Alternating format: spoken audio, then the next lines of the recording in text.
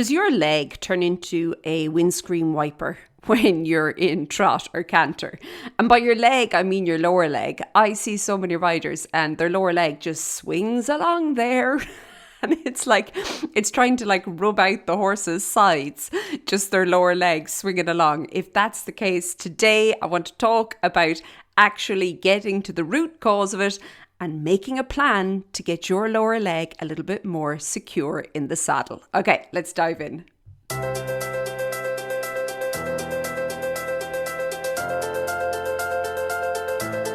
Hey there, and welcome to the Daily Strides podcast. My name is Lorna Leeson. I'm an equestrian trainer and coach, and I work with riders from all over the world, helping them to figure out their aids, to understand training their horse, and to get things on track, especially if they don't work with a regular instructor or trainer. Okay, so your lower leg. I know.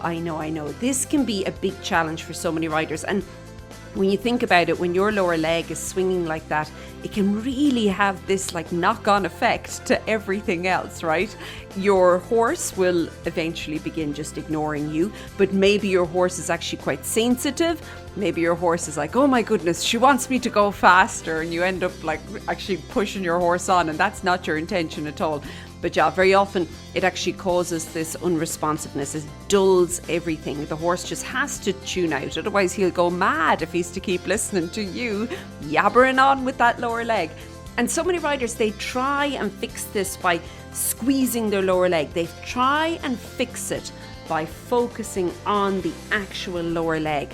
But I'm going to just kind of put something out there, okay? Something a little bit different. I think that if you have this issue, the problem's probably not actually with your lower leg. Your lower leg is just something that's happening because of something else going on in your ride. And today I want to take you step by step through how you can begin to figure out where the real challenge is and where the real problem is, that you can begin working on that this week in your riding. So my first suggestion to you would be to figure out, when is it happening? When is your lower leg turning into a window wiper, okay? When is it just like swinging along and you've got no control over it? For many riders, it is when they're posting in the trot, the lower leg. And in the trot, it tends to swing forward, okay? So it tends to like shoot forward to the horse's shoulder, the horse's elbow, and then it comes back. And then it shoots forward, and then it comes back. And it shoots forward. And it's usually in the time that when they stand up. So each time they stand up, leg shoots forward. Each time they sit, leg comes back. Each time they stand up, leg shoots forward. Each time they sit, leg comes back, okay? And it's like this really just, swinging through the knee, okay? So it's only the lower leg that's swinging, but it is very much a swinging motion that's going on there. Now, for other riders, the trot's fine. Their problem is when they canter, the lower leg, it's like the lower leg takes on a mind of its own. It's like, no, we'll just like swing along here. And that can be a challenge, especially if you have maybe a sensitive horse, okay? Because as I said earlier, your horse is like, okay, I'll go, and very quickly your canter is no longer a canter, and you are into gallop, my friend, and you're like, oh, holy moly, this wasn't at all what I'd planned here, okay? And so many riders then, they become nervous of the canter. They start to build this anxiety about the canter because of the lower leg. Now, the other side of that coin is if you have a horse who is, a little bit more laid back, he's not really that concerned about cantering at all. What ends up happening is, because your lower leg is swinging so much, he just ignores that aid. He doesn't listen to your leg aids anymore. And again, rightly so, because otherwise he'd go bonkers, because you're always yabbering with it, okay? But it just makes the unresponsiveness that maybe was there, it makes it even worse. It compounds it. So it's definitely something that has to be worked on. But yeah, what I would suggest doing is figuring out, first of all, for you, when this is happening. And the best way to figure it out, if you're riding alone, video yourself. Get a video out, watch yourself. Either using some sort of tracking equipment, you get automated tracking equipment, or just propping your phone up and videoing yourself, kind of making sure that you're riding within wherever the phone is recording, okay? But either way, get a video of yourself and look at what's going on. And then from there, as I said earlier, it's really, really important to understand that your lower leg swinging is probably a symptom. It's not the cause. We need to identify the cause. You need to get into the root of it. Your lower leg, and I think this is where so many riders tend to hit a wall when it comes to actually trying to correct this. They just keep focused on their lower leg. And they're like squeezing and holding it still and all the things that we shouldn't be doing in the saddle, hey? We have to have suppleness. There has to be a flow. There has to be the energy moving through. When you're trying to fix something when you ride, and I mean fix by making it be still, yeah, it's never really going to work in the long term, okay? So what we need to do is actually figure out the cause. Now, what I'm going to say here is that based on when it's happening for you, there's probably two big reasons that it is happening. The first one is, let's go with the trot. If your lower leg is swinging in the trot, okay, if it's just like swinging along, and it's up there by the shoulder, and then it's back under you, and then it's up by the shoulder, and it's back under you, and it's up by the shoulder. If that's happening, I think that potentially you're posting or rising incorrectly. Now, and hold on, don't get upset, okay? The reason is because when we learn to post or we learn to ride initially, and I'm a riding instructor, I work with beginners, so I know this is true. Very often it's explained to the beginner rider, the novice rider, as up downs. Yeah? When you're learning to post, you're told go up down, and then it's with the beat of the trot, up down, up down, up down. Yeah, it's not up downs, hey? And it's when we actually really begin to embody the up down and we actually start standing up and down. That's where the swinging lower leg comes in, because it's not up down. It's actually more like a diagonal forward and back. Forward and back. And this sounds really strange, but instead of you focusing on standing up, I want you to focus on, and again, this is a bit bizarre, but hey, let's just go with it. It's almost like you want to squeeze your butt cheeks. And then if you could imagine your belly button, you want it to travel forward, but upwards in a diagonal motion, okay? And really you're concentrating there on the lower part of your seat, okay? So it's like that, again, think about your belly button, and you want it to travel forwards and upwards in a diagonal kind of a direction over, like kind of towards your horse's ears. That would be a good place to kind of think about this, okay?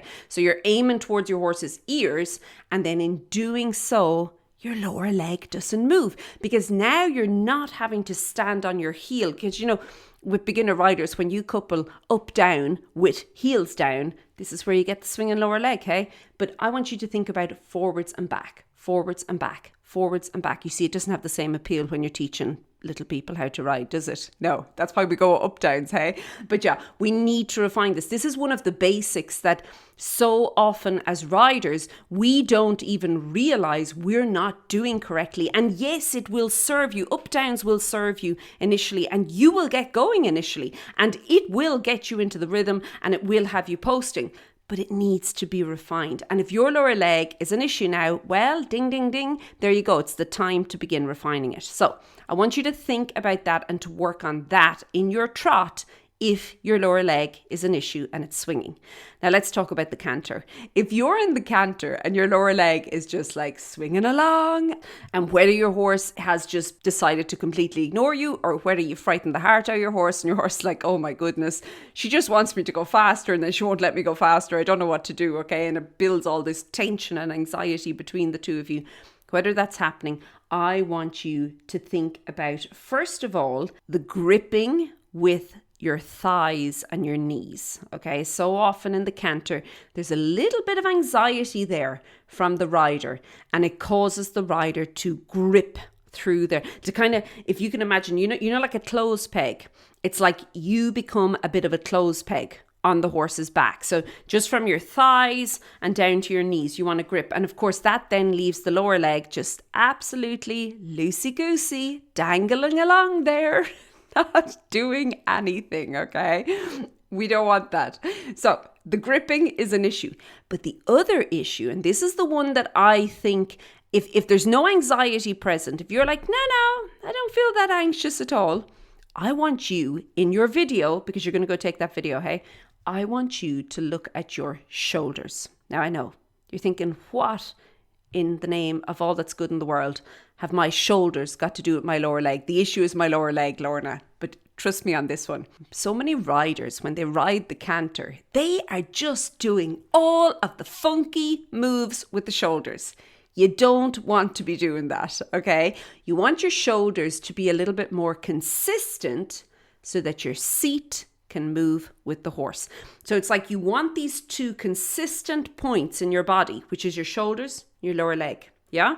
And then it's the middle bit. So from your upper thighs up to kind of just, your waist, okay? Or just below your rib cage. That's your seat. And you want your seat to be able to move with the horse. Now, I'm not talking about like moving and shaking all over the place. I'm just saying that your seat is moving with the horse, but you have the consistency then of the upper body, shoulders, and lower body, lower leg. Okay. And you're then being able to move with the horse. So often it's because your shoulders are just getting way too animated during the canter, okay? I see people, sometimes they do like a circle motion with their shoulders. Maybe you do that. Maybe if you watch yourself, you'd be like, what am I actually doing up there with my shoulders, okay? But maybe it's like a circle motion. Maybe with you, your shoulders are doing kind of a forwards back. That happens a lot. So the shoulders are like leaning forwards, coming back, leaning. It's like being on a rocking horse almost, okay? And the shoulders are just, I don't know, going all over the show. But I bet you that you will, when you watch that video, taking the video, okay? When you watch the video, you will see a correlation between your shoulders and your lower leg. And that's where you actually need to do the work. You need to begin to, first of all, align. And again, this comes back to position. This comes back to the basics. Can you see how important this is? So you need to now align through the body, get your position sorted out. Learn how to move with the horse, okay? So you want to, first of all, be able to follow your horse, and then you want to be able to maybe guide your horse using your seat, okay? But you're going to learn how to do that. And then what you want to do from there is that you and your horse are then really working together, and you're maintaining that little bit of consistent through the rest of your body, okay? That consistency through the top and the bottom, and all I mean here is like the shoulders and the lower leg. They are consistent while the rest of your body moves with your horse. Now, I am going to suggest that as you ride this week, if this is an issue you've been struggling with and you're like, okay, I'm totally on the struggle bus with this is something I need to work on, I want you to carve out 2 kind of 8 to 10 minute sessions in each of your rides this week. Okay, only 2. And hold on, if you're like, no, I'm going to do this the whole time, you won't be able to, because that habit is ingrained, and it's first of all going to be exhausting trying to change it, but secondly, your mind will wander. So you want to make it very short and very focused when you're working on this, and then go work on something else and then come back to it a second time, okay? So I want you to be really, really consistent with this. And what I'm going to suggest then is that as you're doing it in those 2 shorter but very quality filled, okay? Short, sweet, but it's like to the point. It is so good, okay? When you're doing it there, that's when you're going to really focus. You're going to really concentrate. You're going to practice in the walk. You're then going to bring it up into either the trot or the canter, whichever one it is for you that you're having the issue with. And if you're having the issue with both, just focus on one. Like start with trot, hey? And get the trot right, and then go to the canter. But yeah, once you've got that, then you will soon begin to actually put it onto autopilot. But it does take those couple of very consistent sessions every time you're in the saddle to actually get that onto autopilot, to create the new habit. All we're doing is replacing the habit that's there. So the basic that worked for you up to this point, that got you going, maybe that was what got you cantering, maybe that's what got you trotting, okay? But now you're in a new phase of your riding. Now you need to upgrade what you're doing in order to really meet you where you are and help you get to the next level of your riding. So you want to be very, very disciplined in focusing. Just short little sessions. Not go on and on and on. You won't be able to. I'm telling you now, it won't work.